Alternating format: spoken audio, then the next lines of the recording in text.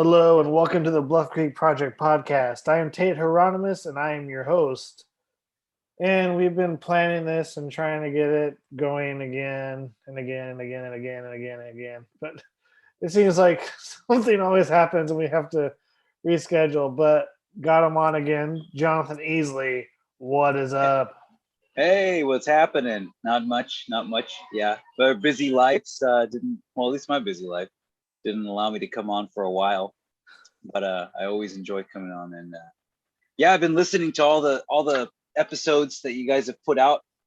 You know, there's been some that are just like really good. Like I think what was his name? Dick Levin. Oh, Dick Levine. Dick Levine. Holy crap, that was such a great episode. Like a lot of these podcasts I listen to, they'll put like an artificial little, campfire in the background or rain or something to make it sound like you're out in the open. But like when Robert was interviewing him, you had this rainstorm and thunder and oh dude, it was so epic. Like it really puts you in the spot. You feel like you're out there sitting around a campfire with them in the rain, unfortunately. But yeah, it sounded awesome, and there's been a lot of great episodes that I've enjoyed.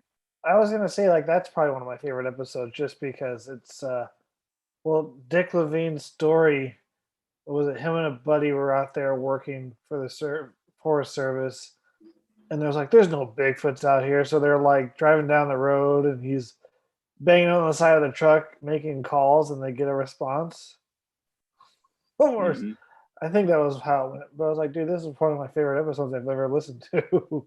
It's so good. But his description of the sighting that he had of the little one kind of like getting lost when the mom or dad or whatever it was ran off the side of the road, that was awesome. Like it seems like it happened a long time ago, but he remembers it very, very clearly. So it's really neat to hear stuff like that. And it was right in the area that we'll be going to in July.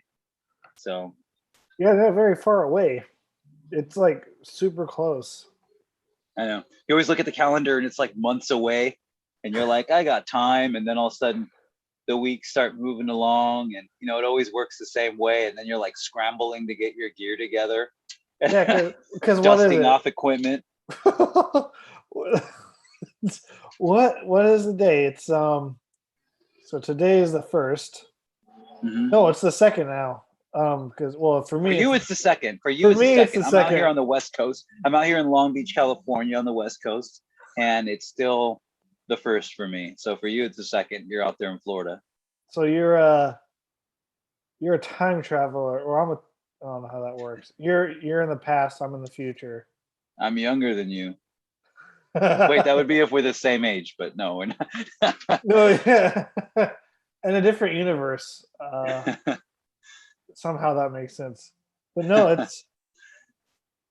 I think this month is going to go by really quick, and then for sure. Once June hits, dude, it's not even 3 weeks. Maybe it's 3 weeks until I leave out there. So exactly, and we have other plans. At least I have other plans as well. Like I want to get out to a place in Sequoia. I've had like a little string of like what I consider legitimate sightings and reports and footprint finds that I've accumulated over the years. And there's these two kind of valleys that kind of interconnect. And it's really interesting how I've had a couple of experiences around there, and I've read about a handful of experiences right in the same vicinity. So I'm excited to get out to those places sometime this summer. I also want to get in the late summer out to the Sierra Nevadas up at Plumas National Forest. And, I got my new fancy schmancy camera that I plan on making some great, I want to make kind of documentary style films this time. I mean, I did the first time, but I really want to, rehash and try to make like a better version of that, especially with I got this Sony A3 and it's just, Sony A7 III, and it's just awesome. Like everything's going to look great. I'm really excited to use it. So it doesn't have night vision on it, does it? It doesn't have night vision, but I have a separate camera for night vision up close range, and then I got a kind of a long range one. So over the years, I've accumulated those, and Should be fun, man. Should be fun. And then in July we got Bluff Creek. So yeah. Dude, it's gonna be so awesome. I'm ordering it's just like a $70 digital camera from Amazon. It's 1080p. Hmm. It has night vision on it, so it'll be good for some night vision. We might have the same one. We might have the same one because mine was about the same price. And you're shooting 4K though, right?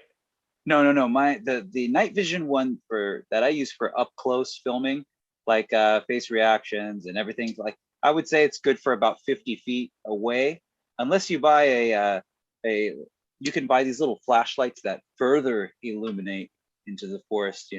I need you to send me a link to those little like infrared flashlights. I will. And do they make ones that attach to the camera? No, they don't. They don't, unfortunately. Not these cheap cameras, at least. Dang it! But they're good for that. But then there's a whole controversy. Like if you're shining IR light into the woods, like they say animals can. We know animals can see it. So if can a Bigfoot see it? I don't know. Is that why we don't have trail cam footage of a Bigfoot? We have trail cam footage of bears and wolves and everything else under the sun looking directly at trail cams as they snap away. I don't think it's the sound of the snapping away because they're already looking at the camera by the time it snaps. And you're holding it up to the screen and it looks about the same model that I have, and it's great for like filming things, night vision up close with people. Yeah, I got one of those. Well, I'm getting one, so I'll have that. That's going to be really cool to use. Yeah, it's cool. Because I think we have some plan. Like you, me, and another guy have a few plans. While we're going to be out there, one of them is I think we're going to not camp, but hide out in a blind for a few hours after sunset in a Laird Meadow. Mm-hmm. So that'd be cool to have a camera in there filming what's going on inside. Our reactions. That's going to be neat. Also, too, I think we're planning on hiking from the Patterson-Gimlin film site to the Bluff Creek Bridge, which is at night, which is going to be a crazy, crazy endeavor. In the daytime, that would be a crazy endeavor because it's so thick. Like it's so thick, and even when you walk the river, you're walking in the water. There's not a lot of dirt on the side there to kind of create a trail. You're in the trees, and like I found out the hard way my first time up there. If you're not on the little trail that Rowdy and all them kind of bushwhacked and cleared up just a tiny bit, like you're stepping through like a foot of just like crunchy stuff that ends up in your socks and ends up in your shoes, and you're taking these giant steps and you're moving nowhere fast. But it's going to be really interesting at night. I'm down to try it. I've done it during the day. We hiked from the bridge to the film site, and most of the way we just hiked in the creek. Because the creek, for the most part, in a lot of areas, is about shin high or less. So it's easily doable to do it. But I don't know, dude. It's like I was talking to Connor Anderson about this, and it's one thing talking about it in the comfort of your home or at a bar, like, yeah, it'll be fun. We can do this and that. It's not that bad. But when you actually get out there and you're like, oh man, it's time to put up or shut up, and it's dark and you actually got to do it. It's a whole other ball game.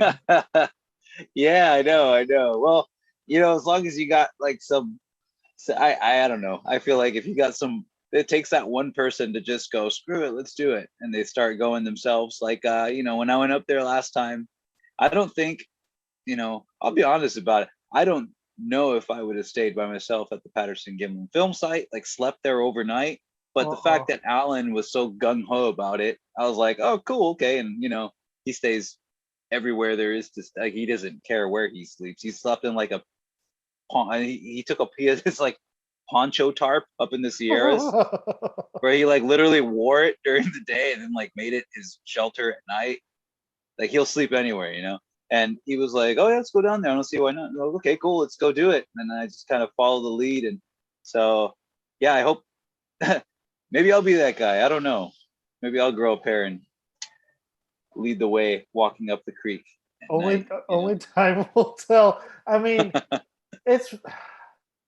I want to say It's one thing also. It's one thing also walking the roads at night in the pitch black, right? Which is like a lot more doable than walking the creek, because I feel like the creek is just so, you got the instability of the rocks, you got the sounds coming out from everywhere. You don't know what you're looking at, no matter where you look. So it's different walking a creek that's heavily forested on the sides as opposed to long flat dirt road. Yeah, But it'll be fun. That's the either thing. way. It's like, well, I know you won't get lost because there's no other creeks that really fork into Bluff Creek until you get to Louse Camp, which is Notice Creek. Yep. And you're not going to get lost if you start from the film site and hike up the creek, only because, well, for one, you're going to run into Notice Creek, and Notice Creek runs into the Louse Camp. Mm-hmm. Two, even before you get that, you cross the 12 and 13 bridge, or the Bluff Creek Bridge. So there's a flipping bridge right there you're going to see when you walk close enough. You'll walk underneath it. Even if you kept walking, you'll probably end up, you're not going to get lost. Yeah, I wouldn't worry about getting lost. I just worry about like, wow, this is like, I mean, I'm down to hike for miles and miles and miles. That's fine with me. But walking up a creek really beats you. Really, it sucks the life out of you. It's tough. We walk up this here in the Angeles National Forest. We walk up the East Fork River pretty often, and it's funny because like it's not that hard. It's only 5 miles to this place called the Bridge to Nowhere. People in the LA area will be familiar with that. But you hike to this. It's called the Bridge to Nowhere, and then you hike back, and it's 5 miles there, 5 miles back, but it feels like 10 there and 10 back because it just beats the crap out of you. Like you've kicked rocks, you've twisted your ankle a couple times, you've like walked through water a ton of times, and just like it really wears you down. So, but it's fun, man. I mean, like last time I walked up Bluff Creek, right? And I got a few videos of that on my Instagram. I got the video of that on my YouTube channel, and I showed some really, really pretty areas where the water turns baby blue, and you can see to the bottom, like it's like 4 feet deep, and you can just see crystal clear, almost like if the water's not there. And we walked up that, and that was about maybe 1.5 miles up from the Patterson Gimlin film site where we spent the night. And even that was tougher than it sounded. It was like I expected it to be way easier, but you're walking through the water, the rocks so much that it tends to wear you down a little bit. Yeah, I don't know. It sounds good in theory, but it could be a total disaster. In theory, I have like the best plans ever about how to get something on film, but when you're actually there, you're like, exactly. Well, yeah, when you're actually there, it's like, is it really going to be worth it? What is there to gain? Yeah. Okay, I mean, in my opinion, to gain, for research wise, you have the creek noise that's going to be masking that sound when you're walking, especially if you're in the creek. Another thing is, like I said, it's masking your sound, so nothing's going to hear you. The downside is you're not going to hear that well either. Yeah, that's true. Yep. So it's like, and that creek loves to play games with your mind too. You remember, like we talked about how the creek talks. You literally hear people having conversations, yelling, screaming, what sounds like a group of kids playing, and it's actually just our interpretation of the creek's sounds moving over the boulders and gurgling. And it's just such a trip. It is, dude. It's like if something goes south though, like and you're in the bottom of the creek, you're a long way from the road. Yeah. It's like, crud. So what do I do? you either hold your ground or you face your inevitable doom. Your inevitable doom, where marijuana farmers will dismember you, right? I believe that's what's going around right now. That's what people keep warning me about at work. Are you going up there to Humboldt, man? Dude, you got to watch out for the guys, the pot farmers. They're going to dismember you. Isn't that what happens up there? Thanks, Hulu. Thanks Sasquatch on Hulu, and thanks Murder Mountain. I never watched Murder Mountain, but very similar, I heard. It's like the Sasquatch, but without Sasquatch. Even Sasquatch, I'm a spoiler alert, it wasn't about Bigfoot. I enjoyed it though. I thoroughly enjoyed it. I'll tell you why, because it dove into the lore of Bigfoot, and it dumped into the lore of Humboldt, and just how mysterious things were up there. Like, it's kind of weird. Like, it wasn't until I was up there that you hear about all these like missing people, you know. And one guy, Jeff Kelly, told me about this wall at a truck stop, like just full of papers with missing people in Humboldt, right? And you kind of get like, you know, you see this infinite wilderness, you factor in all these missing people, and there's this kind of like lore to it. I get it, you know, and I feel like that documentary kind of touched on that, and they mixed in the whole Bigfoot thing, and they dove into it. So I don't know, I enjoyed it in that sense. But was it a documentary just about Bigfoot? No, it wasn't. And it was a documentary just about Humboldt. No, it wasn't. It was like, it kind of derailed and went off, but it was cool to watch. It was actually well made, and I enjoyed it. It was what it was. The music was really good in it. Oh man, I know. I had it stuck in my head. I'd go to work and I had this creepy music playing in my I was like, this is awesome. all day. Like, this is awesome. And so, like, no, I'm not too worried about pot farmers, especially for one, I don't venture to places I haven't been up there. It's like, okay, I haven't been there, so I'm not going to go explore unless I know the area. No, I do. I want to. Well, I mean, like, especially in pot farm areas, I don't know. I guess I'm a little more antsy.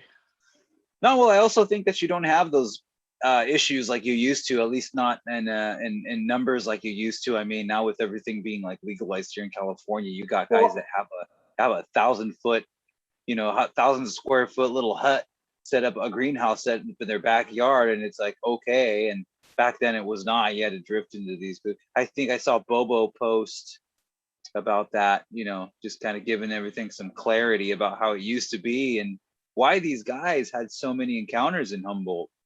Because they would sneak out at, you know, 2-3 in the morning with no lights when no one can see, because they were so afraid of losing their crops to the authorities. I thought that was an awesome story, you know, that he told. He wrote that on his post, I think, on his Facebook. I think too, like a lot of the pot. I mean, I'm not to say there isn't probably, but I just don't think there's that many pot farmers around Bluff Creek or the Filmside area or those other spots. Because I think they know the legend of Bigfoot is really big in that area, and a lot of people go to these areas, and I think to grow weed out there would not be a good thing. So I think as far as like the, you know, pot farms go, and the whole Bluff Creek drainage, I don't think is a place to really worry about. Yeah, no, I don't think so either. But I mean, I'm not going to go like down south by Weaverville or Garberville or go something like over there. Yeah, I don't know those areas, so I'm cool. But yeah, just kind of funny how it's like the talk of the town right now, and that's the fad that's been going around every time I mention it, you know, that I'm headed up there. So okay, so there's another thing I wanted to try while we were out there. I can't remember, did you say you have a boat or know somebody that has like a canoe or something? Oh, I had a kayak, but it's long story short, it was an inflatable kayak for like $100 on Amazon, and they're awesome, by the way. If you ever like if anybody out there wants to buy that $100 inflatable kayak, it's like my K2 or whatever, it's awesome. I took it out in the canals in Long Beach and all. And one day I was here in my balcony and I had one of these like tiki torch type deals with with the to keep the mosquitoes away. I don't know how something sparked and it like half caught on fire and I had to put it out. So yeah, I don't have the kayak anymore, but that's the story of that. No. Yeah, but you were talking about taking one out there to like Onion Lake and just kind of floating around for an hour. I was thinking like Twin Lakes as well. Twin Lakes is way bigger. No, never been, so that'd be great. I've only been there once, and it's pretty creepy and so quiet. And I think if you're out in the middle of a lake on a boat, dude, I think you'll have some pretty good chances. Huh. That's one thing I want to try. Last time we went to Onion Lake and we sat there for like 30 minutes or something like that. Maybe in the quiet and did some knocks at first. I don't think we were there long enough. We weren't there long enough, no. And that's one of my, how every trip you take, you have some regrets. Well, or a lot of regrets, or one of my regrets was not just sitting there in silence and letting whatever's going to pass through. Like, I mean, I have the patience and it's kind of cool. It was awesome. The weather was like, it was not cold. It was just perfect. You'd almost have to stay there all night. I don't know. That's good. I mean, you'd probably have to stay there at least for a few hours. Not 30 Yeah, minutes. no. Even an hour would be neat. An hour in silence, just kind of sitting around there waiting for something to come by, because it is the local watering hole. Like if you walk around Onion Lake, when I went up there, my first time, you can see footprints from all kinds of animals that go up there, and that's their water source, and there isn't really a water source unless they dive down into one of those creeks, about 500 feet or so. So I think what we need to do is at least, I think sitting up there for 3 hours in a spot at a time is great. 3 hours. That's not a bad idea. It's not too long. It's not, and it's actually long enough, in my opinion. Yeah. Just don't get bored. You know what I mean? Like how? I mean, well, you're gonna get bored somehow. I mean, that's inevitable. Bigfoot is not like what you see on TV, people. It's not great with awesome music and there's always action. It's a lot when you watch Finding Bigfoot, the reason that they go, you hear coyotes and then they go, oh, did you hear that? And then they cut to commercials, and then when they come back, they go, oh, those are coyotes. It's because without that little blip of like excitement, squatching is pretty boring, especially when you know your animals and the sounds at night and you're familiarized with the forest.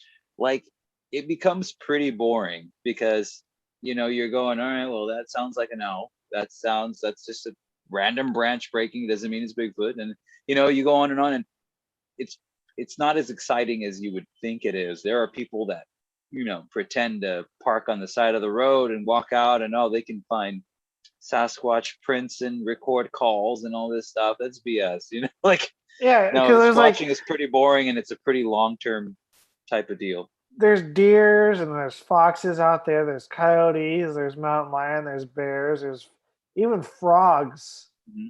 It's funny. Can't remember where. I think it was Les Stroud saying this or somebody. But little things can sound very big, and big things can sound very small in the forest, which is weird. That's very true. Which is really weird to think about. But it's you met my friend Lewis. He was at a place here in Angeles National Forest called Kelly Camp, and he was in his tent, and he was semi freaking out because he told me this story, because he can hear something like walking, something heavy, something that sounded bipedal. It was just going thunk, thunk, thunk, thunk, like heavy. I mean, he thought this must be like the size of like a moose or something. And he opens his tent and he looks out, and it's like a puny deer. So he was telling me that story where we were at the film site, like going like, dude, you don't know what you're hearing outside your tent. It could be anything. Like you said, like Les Stroud said, big things can sound small things can sound big. Our judgment and perception is sometimes very flawed out there. So especially at night. I feel like it's more so at night because your mindset is kind of not. I mean, it's there, but not really, because you're mhm. kind of like fear takes over in a little weird way. But a movie that I really like, there's a line in there that I think is super true. Mhm. Um, so he says, "Do you know what fear stands for? False evidence appearing real." Huh. I mean, if you think about that, that makes a lot of sense. Yeah, that's true. I mean, our imaginations, man. When you're sitting there at 2:30 in the morning and you're hearing something crunch around camp, like, You're like, "Where's my gun?" yeah, exactly. And you don't have a gun, but Oh, you're wondering where it is. No, it's like, yeah, like I was telling somebody at work, like it's really easy to say things like, "Oh, Bigfoot doesn't exist," when you're here in the city, behind a desk. But when you're out there at 2:30 in the morning and something's crunching around, it might not be Bigfoot. It could be a deer or whatever. But go ahead and look me in the eye and say it's not real. It's like your perception changes a lot. I swear, like, okay, my dad is a skeptic, but he's been with me camping out there. Uh, So I mean, we were doing some knocks from a car on the go road, and it was kind of raining too, so we did a knock, and then a few minutes later, we were all in the car. There was four of us, and we had the windows down, and we were listening, and we do a knock, and we're kind of waiting for a minute or two, and then we hear a knock out in the forest, not too far, and we're like, "Did you guys hear that?" And we all heard it. My dad's like, "Yeah, I heard that." So I mean, like, um, that's one example. Another one was at Twin Lakes, did a knock, and then immediately a knock back. Was it huh. Bigfoot? I don't know. The other one I believe was a Bigfoot for sure out there was at Onion Lake. I was with Robert, Rowdy, and another guy, Glenn. Mhm. Oh, Uh, Glenn. Yeah. what's his YouTube name? I'm trying to The remember. brown dwarf. Brown Dwarf. Yeah, he was Glenn there is with such an us. awesome dude, man. I have to, you know what? This is my reminder to shoot him a text and probably let him know the dates at the Bluff Creek camp out. Yes. He's Last year it was so like it wasn't my place to invite somebody because we had the whole COVID thing and we were kind of going in minimal numbers. And it wasn't like my place to shoot him an invite, but man, we got to invite that guy, the brown dwarf, on YouTube. He's got he's a bunch of live videos of like weird stuff up there, and it's pretty interesting, pretty really cool dude. he's like super awesome. Yeah, he was up there with us when we got that knock, and then something was walking up in behind that little meadow you kind of see at Onion Lake.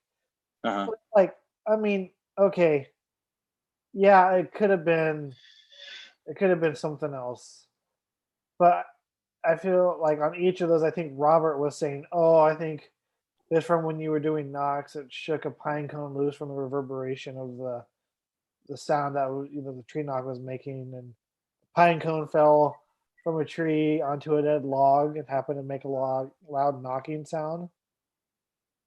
But three Hmm. times in a row like that, Yeah, I don't know, man. That's three times. I mean, yeah. one time was in the middle of it was raining all day, Uh-huh. so I don't know how that could have happened. Hmm. Um, Yeah. Like so that doesn't make any sense. There was definitely a knock, and we heard it. It was a clear, distinct knock. Um,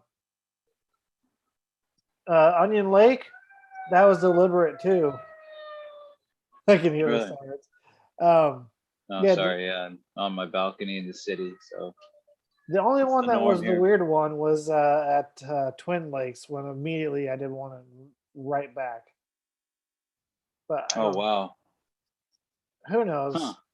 You know what though? Every single opportunity every single time you hear something like this or have some sort of an experience like that, it's an opportunity to learn. And you analyze it, and sometimes sometimes you're sold on something like, oh, it was a knock, and maybe a week later you think about it a lot and you go, maybe it wasn't a knock. But you know I what? It's just a learning experience. I've Every been time thinking about it every day since it happened because like, how can it all be pine cones falling from the trees? Yeah, how many how many they only fall when you do knocks. Yeah. I But mean, if those are all knock responses, then every knock response is a pine cone falling from a tree. exactly. No.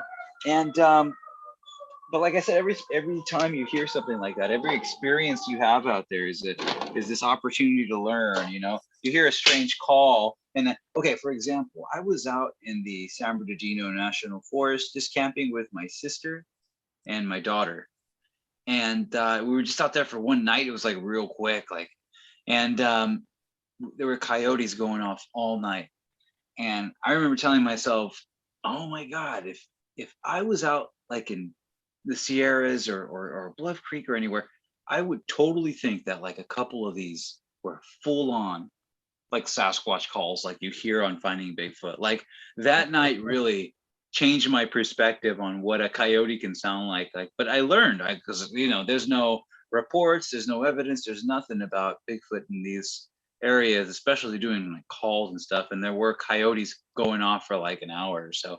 But it's like you learn off of these situations, and now I know that, wow, coyotes sound a lot more diverse than I thought. And it's only through getting outdoors and hearing these things that you become more educated and smarter and more savvy out there. You're not going to do it. It's like hearing it on computer speakers or even on the best speakers in your living room. It doesn't give you the feeling, and that you don't hear the distance on it. It's like you really got to hear it out there, whether it's whatever animal it is. It's just better to hear out in the open and learn about it that way than it is to learn at home. Like, it's just different. You know what's crazy? It's like, oh no, yeah, no, I agree. And and through recordings, you don't get that same feeling as being there when you listen back to it. Yeah. It's like, you know how like there's that thing that, oh, pictures don't do it justice. Correct. Yeah. Audio recordings don't do it justice. Yeah, exactly. Yeah, that's correct. It's the same. Like, dude, if you were there in person, um, being in that environment, listening to it in person, it's a whole different thing, whole different feeling, which is pretty cool. And Exactly. You got to learn how to control your emotions too. That's what's kind of neat about it, Like you got it's exciting. It's exciting to hear. Like, I mean, I've heard coyotes tons of times, dozens of times, and it's still exciting to hear coyotes, but it doesn't excite me like listening to it at home, and learning what a coyote sounds like. And then, well, that's important, but like being out there and hearing it is really, really, like, it's really cool. yeah, It's I just mean, exciting. You can go the whole weekend without hearing a Bigfoot. You hear a bunch of other animals. You take all that and you say, okay, I've heard a coyote. It sounds like this. They sound different in different ways and different ranges. Like frogs can sound a certain way. It's just yeah, I feel like I'm just rambling on about like animal sounds right now, but I'm just getting excited, man. I know. Ready. So I have okay. So it's interesting. I'm still learning because I'm trying to learn more about animal sounds because I want to know more and what I'm listening to. Mhm. And this one example made me want to push myself to learn more about the sounds that animals make. Because I was and if someone doesn't really know much about animal sounds like I do, which I'm learning, like I said a few times, um, Mhm. you can make the mistake. So out. I was in the Bluff Creek area. I was actually on Highway 96, which, if you go to Willow Creek to Orleans, that's the highway you take to get to the Go Road to get to Bluff Creek. So I was off Highway 96 on the Klamath, I believe is the river. Mhm. And I got out of my car to fix something to get ready for bed because I was gonna turn in for the night. And I was hearing what it sounded like a freaking banshee or something from hell, dude. I thought it was a mountain lion at first. Uh-huh. and then I caught audio of it, um, and I sent it to the guys. They're like, "Oh, dude, that's a fox." Like Yeah. what? I'm like, what? But I'll play the audio now. And so here it is.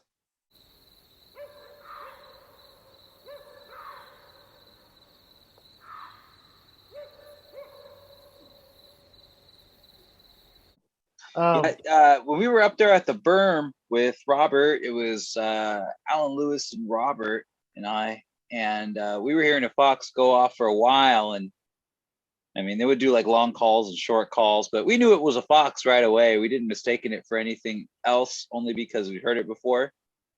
But if you haven't heard it before, and it does some like weird long call, I could see somebody going, "What the heck is that?" And I almost don't want to hear a mountain lion scream at night.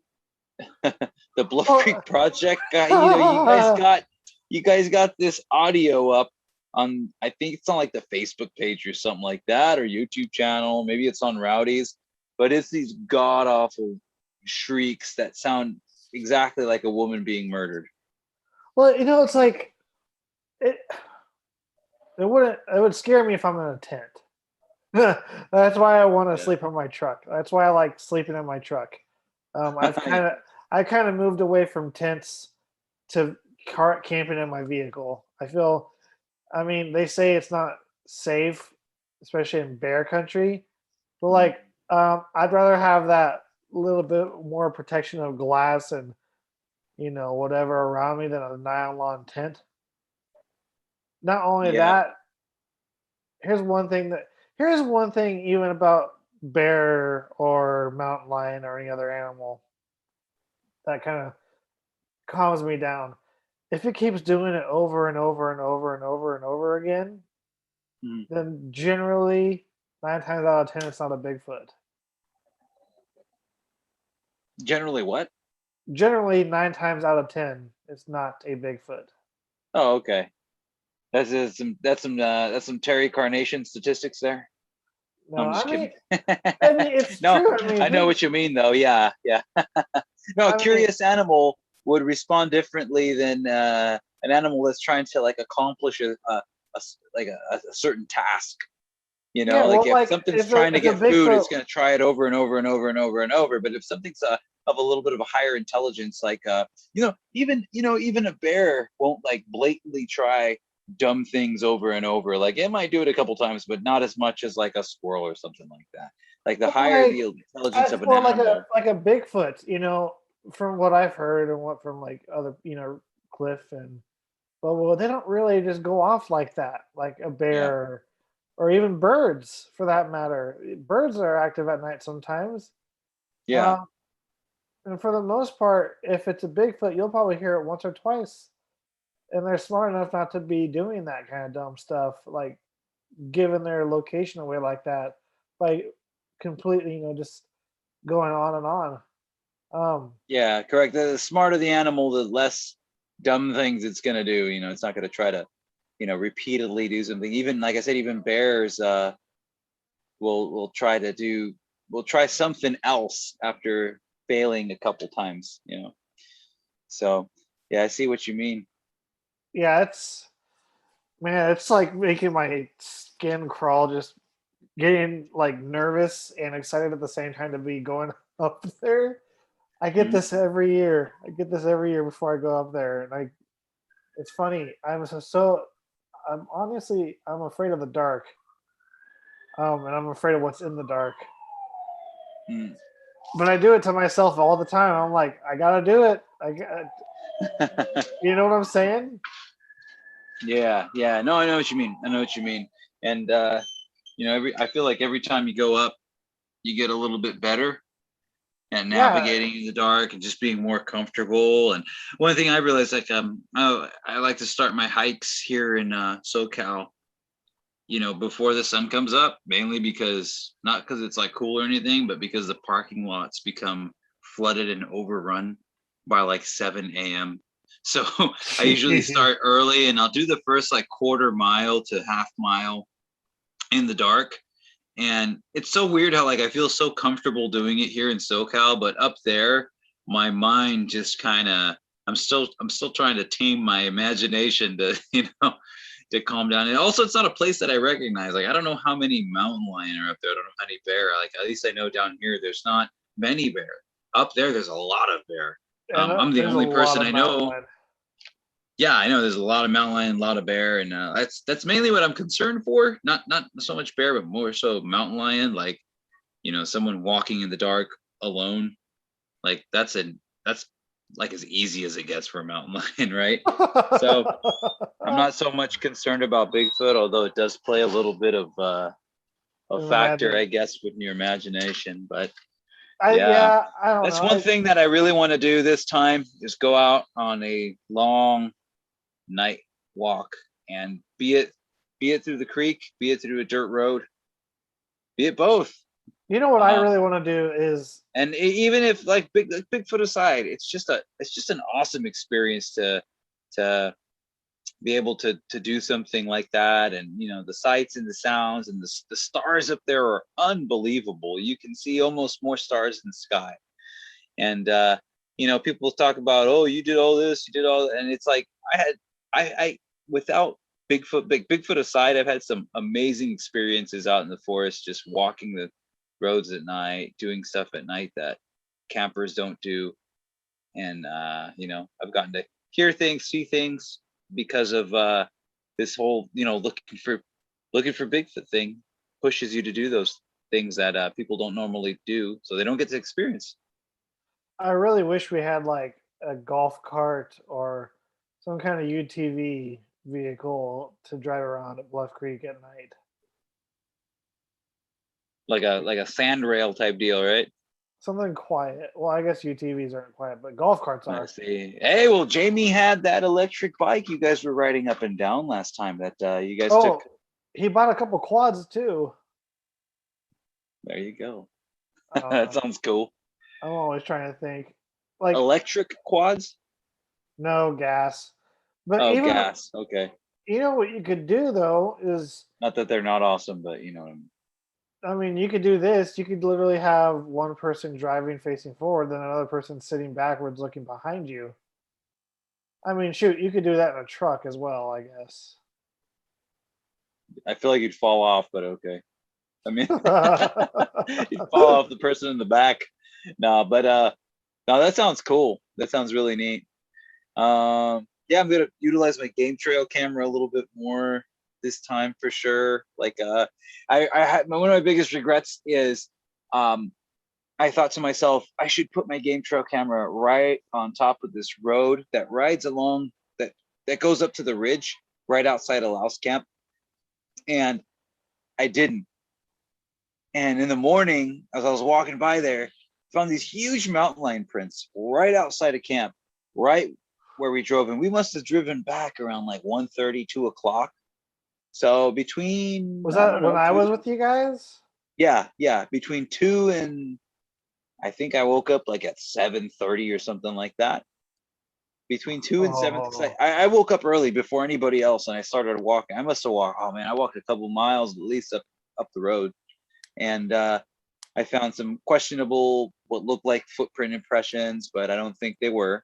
And then I also found some mountain lion tracks walking over our tire tracks. So in those like 6 hours, 5 hours maybe, a huge mountain lion had walked just outside the camp, like right outside of camp right there. So good thing you didn't run into it on your morning hike. Yeah, good thing. I know. And I was by myself too, That's freaky. Yeah. But whatever was going to pop out, man, I was ready to have it on camera, because if there's one thing, like I'm pretty hell-bent on like recording any wildlife, like I just want to, I want to record something, you know what I mean? And be a Bigfoot, be a mountain lion, a bear, you gotta stay handy. Well, speaking of recording, I'm making that new film, and there's definitely gonna try those ideas. Like the creek one is something I want to do, but I'm not like hell bent on doing it for sure. But the hanging out at Laird Meadow with you and Damon, like kind of in a blind, would be super cool. You know, we have a couple of us watching different sides and seeing what's going on at Yeah, night. that'd be awesome. Yeah. Oh my god, I think, dude, And I've so never been to good. Laird Meadow, but I've heard a lot of great stories about that area. Obviously, Let Roger me. Patterson says he pulled a footprint cast from there. So people aren't gonna really see this, but I'm gonna try and share some photo here. Um, I'll post a photo on the Instagram and Facebook page so people can see it. But let me see. I'm gonna try and find a photo here. Hmm. I think I have one.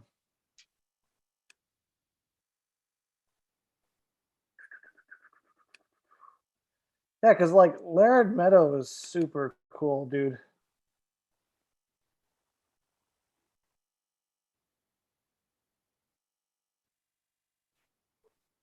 Trying to find a photo. All right. This is the editing part. No, I'll leave it in here. I'll leave this in here because like I'll post a photo and people can go look at it for anybody Okay, yeah. listening. Um, well, here's a video, but either way, I'll still post it. Um, so yeah, dude, this is Laird Meadow. It's super cool. Well, it's a nice meadow. You got some flowers growing on some of these bushes. It's a huge meadow too. You got that Dustin Severs guy there. I see. Cool. Terry and her son Stevie and Damon was there too. So, um, Okay. and Laird Meadow is like just right off the road. I mean, it's right there.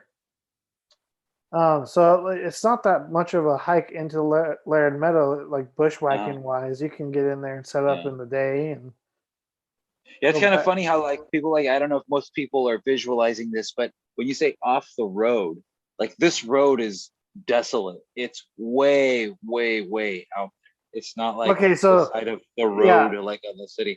It's way out there. So you're driving for like an hour and change to this road in the middle of nowhere. And then there's Laird Meadow right next to it.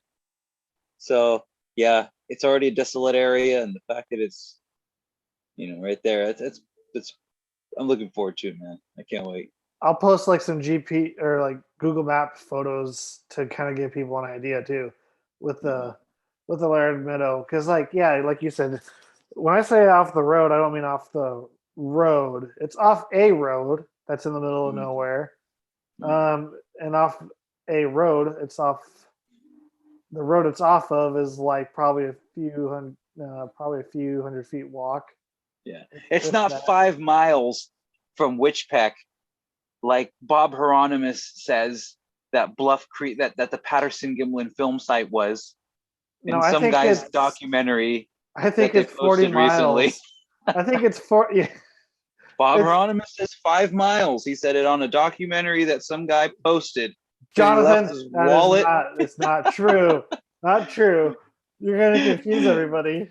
He says he put his wallet in his pocket, and Oh that's what my you god. see, and that it was 5 miles from Witchpeck. You got a guy that rides horses, that's familiar with the outdoors, and Wichipek. can't tell Witchpeck, and can't tell 5 miles from 40 miles, I think right? So I don't Wichipek know. I is just thought that was pretty funny. Wichipek is like 8 miles. I think from Orleans. Yeah, exactly. That's and Tell your Uncle from. Bob. No, I'm just kidding. It's not your uncle, but And I always get teased about it. It's always fun. And then yeah. Bluff Creek from Orleans, I think, is about 40 miles. Exactly, not 5, Bob Hieronymus, right? So you're I talking just thought it about was funny. probably Somebody posted that recently, and he was also on that Hulu thing, and people are still using him to this day to try to discredit the film, and Philip Morris to try to discredit the film. I thought that's still laughable. it's pretty funny. Uh, I think it's cool. I think it's cool to see Bob Hieronymus in something. I haven't seen him in anything in years. This is a Yeah, long I'm time. kind of surprised with as much as his name gets brought up in defense of all these skeptics, how much he's not on anything. Like he's not, he hasn't been on any documentaries or anything. Maybe he So gets off. it was kind of a cool surprise to see, right? And then he was like, he was still off about it. He was still he's a little off the rocker now, right? I think he's been offered. I just don't think he does interviews as often. Maybe he turns them down, but who knows? Maybe. And like, okay, so I think I also said did I say I'm doing a new film? You sure did. You said you're doing a new film. What's that about? Oh yeah, so I'm doing a new film. Oh no, it's too much to explain, but it's it's going to take a film to explain the film. It's going to take a film to explain the film. Exactly. It's called Uncovering the Truth of Sasquatch, but really, it's a cool title. I'm going to be blunt about it. It's not going to be groundbreaking by uncovering truth of anything. I think more so, it's just going to be like what you would need to uncover the truth of Sasquatch, I see. Is your goal to provide some sort of like clarity? Like, I feel like there's a lot of wishy-washy stuff and a lot of people on the fence that don't understand what people like.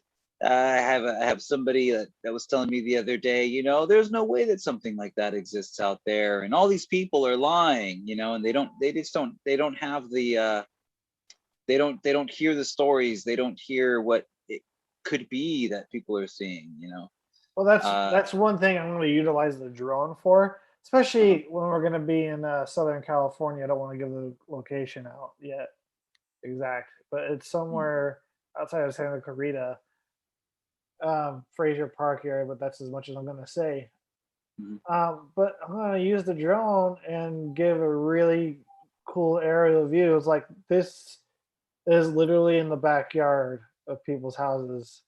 This is in your backyard. And outside of this very populated city.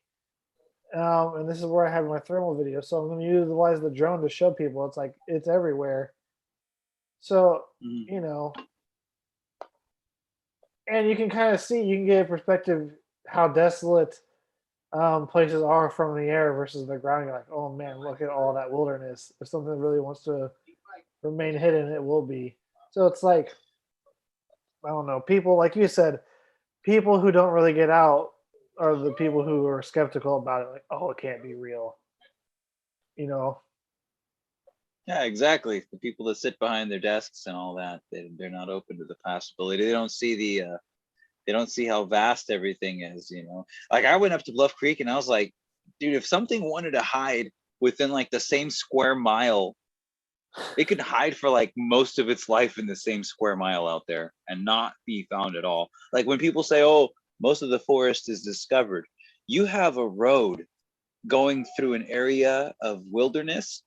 Well, people travel that road, but people aren't going to go 5 miles to the right of it or 5 miles to the left. Like there might be 25 miles of just trees and nothing that people haven't walked through in centuries. There's only a handful of people who kind of venture off like that. For the most part, it's survivalist people, that want to test their skills.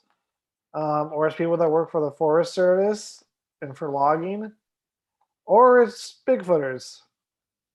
Exactly. Yeah. People looking for something that's not on the map. That's who goes off, People looking for something that's not on the map, whether it's mines. Some people look for like hidden gold mines, ancient gold mines, or just mines in general. There's a lot of neat things, but you don't have people venturing off of these roads. Like think about, you're driving for like, how long are you driving on the Go Road to get to Bluff Creek, to get to Louse Camp, for example? Maybe, just the Go Road itself is probably 30 minutes. Okay, give 30 minutes in a vehicle, right? how much of that do you think like people stop in the middle of nowhere in the go road and just walk off to the side? Like no one's been to these areas in decades. I guarantee it. No one's been to any of these areas, like just off the side of the road, like 100 yards off the side. No one's been there,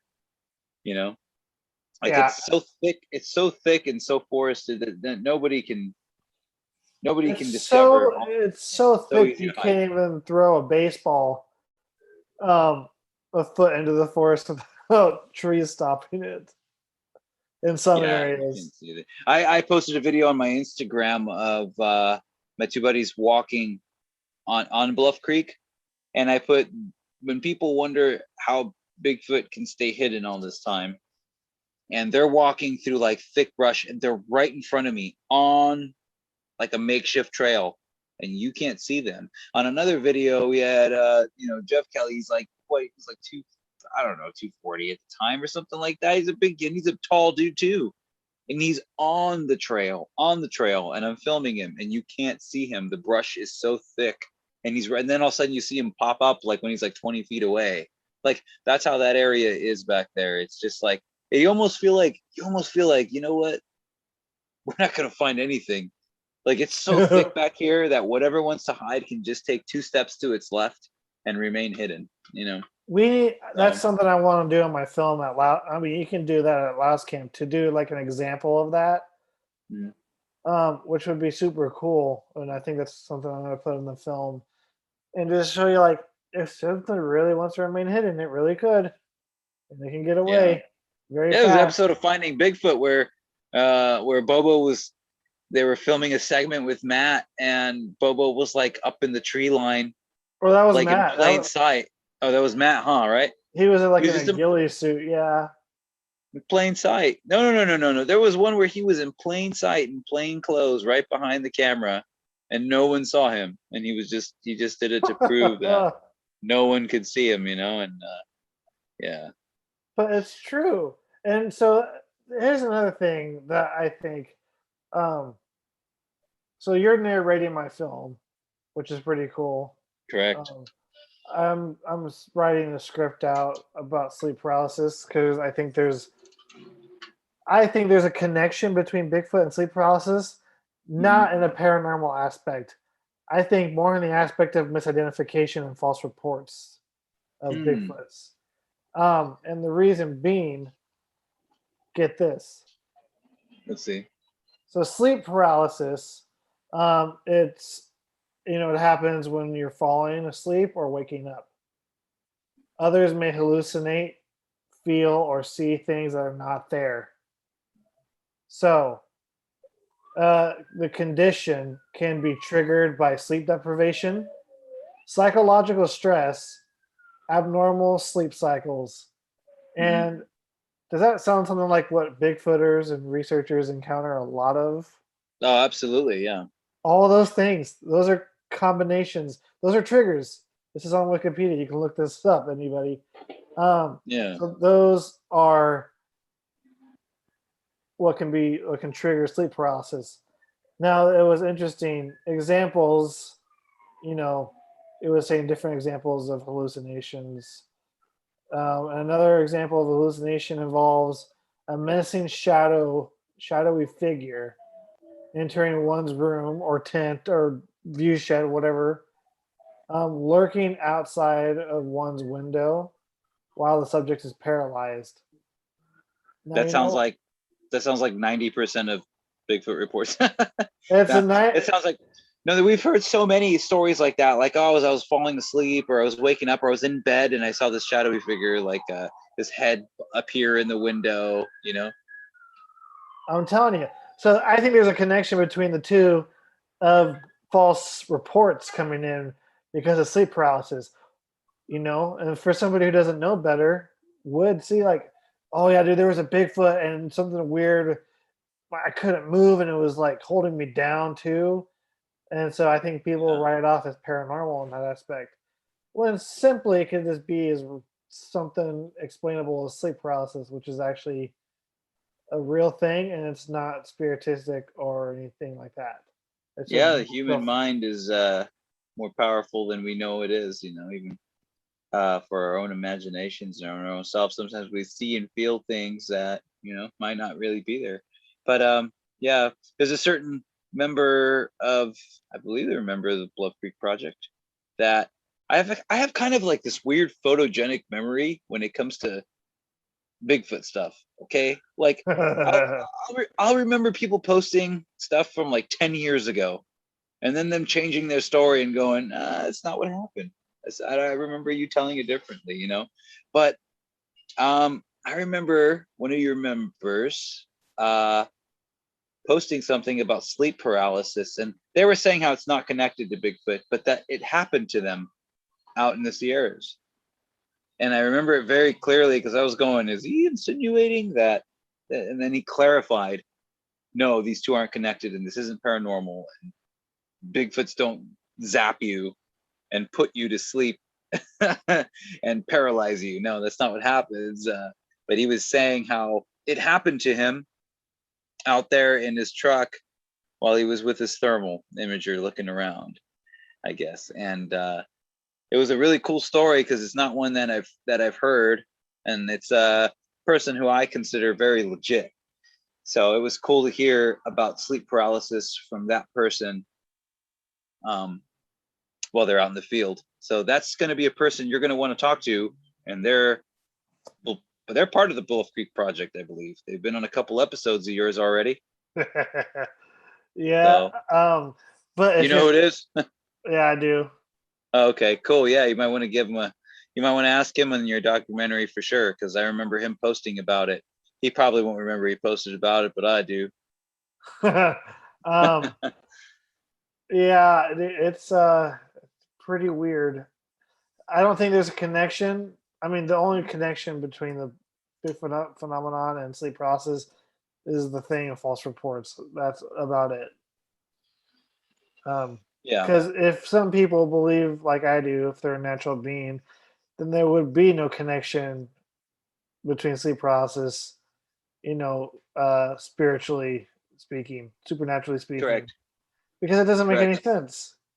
Mm-hmm. And when you're looking at any sort of debate or you're trying to prove something, it's always important to look at both sides of the story. To me, if you understand the opposition's argument completely, you're able to not only argue against it, but you're able to provide information that might change their argument.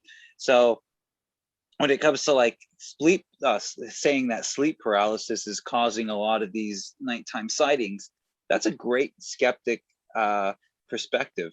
That's a great point that I think a lot of people that are skeptics would side with, and I think it's legit. I think a lot of I mean, like whenever I look at like a series of reports, I always consider like maybe one of these is real. The rest are probably baloney. Yeah. But some of them I don't attribute to just like liars. I think some of them are misidentification, and it's a really, really cool thing to look into to see if some of these are sleep paralysis. And because our conscious mind when it's awake is much different than that's when it's asleep. I mean, you dream stuff, right? And then there's that gray area when you're waking up and you're not. How many times have you woken up and gone, crap, I am super, super late for work.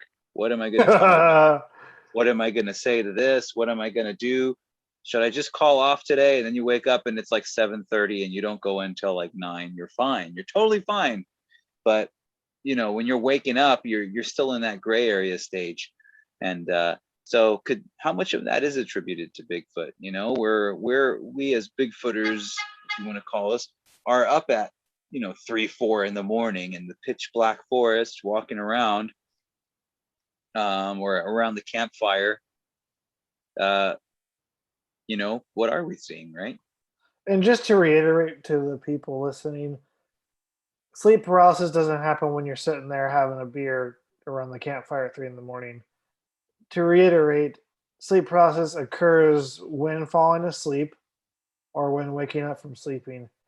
I fall asleep at the campfire at 3 in the morning drinking a beer, though. So it's normally when you're laying down. So okay. Oh, thank God. So ways to prevent sleep paralysis. I'm going to say this right now. Um, I sleep on my side a lot because I'm prone to sleep paralysis, and sleeping on your side is one way to. It's kind of a cure. There's no medication for sleep paralysis. All you can do really is just have a good sleep schedule and don't drink alcohol or sugar before bed. And Good luck. don't sleep on your back. Yeah, exactly. But so triggers of sleep paralysis are the things I mentioned earlier.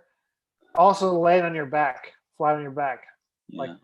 most common people do when they go to bed. I'm so happy right now that you're saying this, and I don't have sleep paralysis because I do all of those things. I'll drink a tall can and then go sleep on my back. No, I do that too. I'm just saying, Oh, those are ways to not get it. Sleeping on your side I see. definitely does that. So I find Hmm. myself sleeping on my right side or left side or on my stomach a lot because I'm so terrified of laying on my back. Because when it happens, it's like, oh my god, it's happening, and you can't get out of it until it's over. Oh Uh, crap, that sounds terrifying. but yeah, so that I'm just gonna say that. But I think there are some circumstantial times when sleep paralysis occurs and someone doesn't know what it is, um, has an encounter, possibly, but it could just be as simple as that and nothing Yeah, more. yeah. Do you dream things up when you have sleep paralysis? Like not just see shadowy figures, but do you full on dream stuff up like alien abductions or something like that? Have you looked into that? I think there's a correlation again between sleep paralysis and alien abductions. Are they Yeah. aliens? I don't think so. Is it sleep paralysis? Probably. Um, Yeah.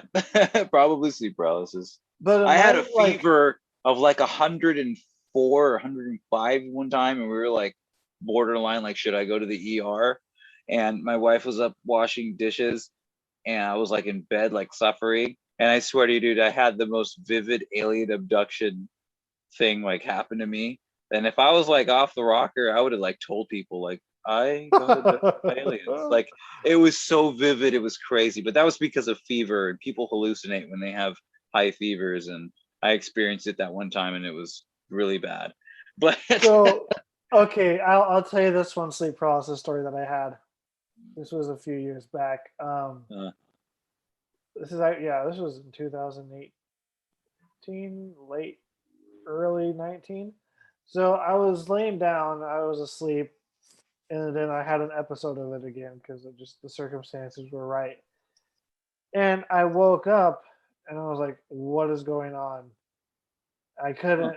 I was watching, so my eyes were open. I could see my room. I was like seeing the TV was there, um, my door was there, my window was there, and so all of a sudden I see like this shadowy little kid run from where my door is to the other side of the room where there was a dresser that wasn't there. And he was like reaching into the top, grabbing something. And I went to yell at him. I was like, I was going to say, hey. And then I was like, I couldn't talk. I was like, dude, I know. I was like, crap. I know what this is. It's sleep paralysis. And I was like, I couldn't say anything. I couldn't move. I had trouble breathing. I was just seeing this kid just grabbing this thing. He literally, it's like he fast walked into my room to the dresser and was reaching into the top of the dresser. The dresser was like really tall, so he was like really short compared to it. And it was the freakiest thing ever. And it was over in like a few seconds. so But what would be the difference between that and actually seeing a ghost if you believe in that thing? I don't know. I don't necessarily believe in ghosts, but neither, I don't believe in that. I don't ever get involved with that because I don't mess with that. yeah, me But too. I'm in the same boat. I'm in the same boat. Like Bigfoot, like let's go. I'm down. Uh Potentially demons. No, no, no, no, no. You're not gonna get me on that. No, like Sally House, spend the night at the Patterson Gimlin film site yep, any day. Spend the night at the Sally House or some crap like that. No, no, thank the you. I'm good. I'm good. The Winchester Yeah, Mystery House in San Jose. yeah, I'm Nope. good. I'm good. No, I'm Like okay. just the fact that it deals with some sort of weird realm and stuff actually happens, but that's besides the point. But like, yeah, that Let's talk about fluffy things like teddy bears. No. that's better. Well, I'm supposed to go to bed soon, man. So this is not me. I gotta sleep. Great. Oh yeah, dude. I know. That's one of the reasons I don't believe in ghosts. So I don't get involved in that at all. Partly, and I apply this to my research is because of my religion too. That's why I don't get involved in ghosts. And I apply that to my Bigfoot research as well. So I don't believe in the whole paranormal side of Bigfoot at all, because that again involves more spiritual things, supernatural, which involves ghosts and demon things like that. It's funny. One thing I always like to say about Bigfoot and all these paranormal people is that I've talked to people and I've hung out with people that think that, oh, Bigfoot could be paranormal. Bigfoot could be interdimensional and all these crazy things. But you know what? We're out there looking for him the same way. We're out there looking for this. I'm looking for what is maybe some sort of like ape, maybe some sort of, Australopithecus, who knows? But then you can be with a person like, I think Glenn thinks that, that they're kind of interdimensional or something like that. But, you're out there looking the same way for it. And, you may find something, they may find something, you may find nothing, but it's cool. Like you're out there, you got your friends, you're looking for it the same way. If someone wants to bring their crystal that hangs around their neck that transforms I don't know, whatever, that's cool with me too, man. That's cool. Like we're all out there, kind of with the same objective, just different paths, and they might stumble across something the same way that I might, like a footprint or whatever. But yeah, I think it's a to each their own. But we're all in it. We're all kind of in it together. I think it's cool, man. Exactly. I'm down. It's, I don't know. I'm a little weirded out, but I go out there and research and have fun. Yeah, dude, with sleep paralysis, that I've had it before, so I know, and then I've researched it, and I've had friends and family who have it, so I know it's not that. Yeah. Well, it's a pretty cool thing to explore. Pretty cool thing, and I haven't seen any documentary or anything that's explored it, so that's really neat. Or even if they did, they don't do it justice. Or if they did, I don't even know any documentary. Yeah. Off the top of my head that talks about it. Yeah, it's very interesting. So it's like, why not do it? No one's done it. Gotta do it. Another opportunity to learn from Bob Hieronymus' nephew. But yeah, dude. Thanks, Jonathan, for coming on last minute again, brother. Yeah. I think we went for an hour, which is pretty cool. What a wild and all over the place episode, man. We're just rambling. I can't remember what we talked about and where we ended up and how we got there, but it was fun. We had a plan in the beginning, and we ended up here. You know what? We kind of touch on a few bit of things, but yeah, who knows? Yeah, but man, off to July, and it's going to be a great time, and we're going to be there for a good handful of days, and we got I'm going to be doing a ton of filming. You're going to be doing a ton of filming. So a lot of cool content is going to be coming folks' ways, And I can't wait for you to see my thermal site area. Oh, dude, I'm so excited about that. I'm very, very excited about that. The fact that it's also so close to me. It's about an hour and a half for me.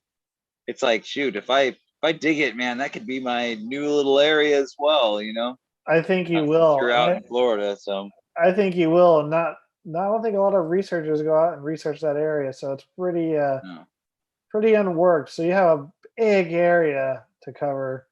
That's pretty much all to yourself. Yeah, it's gonna be great. Dude, it's gonna be awesome. Well, thanks, brother. Until next week, we are the Bluff Creek Project Podcast.